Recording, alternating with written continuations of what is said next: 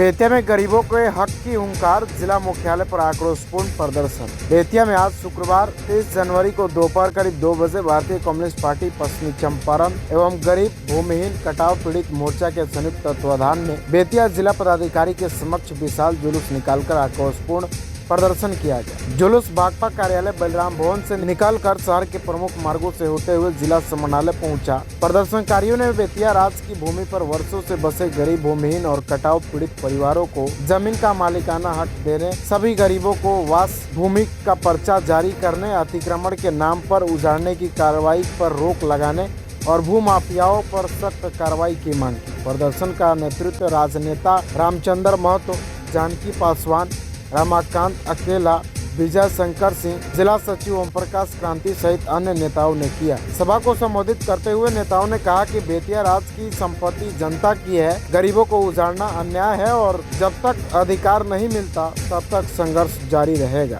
3 मांग को लेकर के जिला समाहर्ता के यहाँ आज हम लोग प्रदर्शन किए हैं भारतीय कम्युनिस्ट पार्टी की ओर से।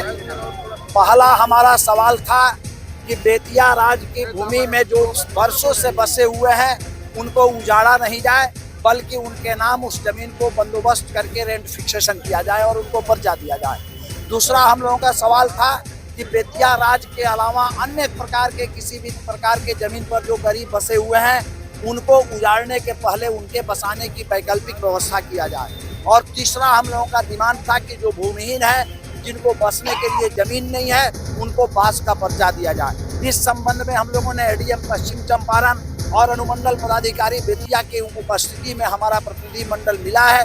हम लोगों ने विस्तार से बात किया है और एडीएम साहब ने साफ साफ कहा है कि अभी बेतिया राज्य के संबंध में कोई कानून नहीं बना है, इसलिए अभी उजाड़ने का सवाल ही नहीं है। कानून बनेगा तब हम लोग देखेंगे। यदि कानून जनता के हित में है तो अच्छी बात है, और जनता के हित में नहीं है तो जनता स्वतंत्र न्यायालय में जाएगी और जन विरोधी कानून को सरकार को वापस लेना पड़ेगा। दूसरी बात उन्होंने कहा कि जितने लोग भी बसे हुए हैं, जिनको वैकल्पिक व्यवस्था की आवश्यकता है, उसके लिए हम लोग प्रयास करेंगे। हम लोगों के संज्ञान में जैसे ही बात आएगा, हम लोग अगल बगल में सरकारी जमीन ढूंढेंगे और वहां बसाने के बाद ही उजाड़ने का काम करेंगे।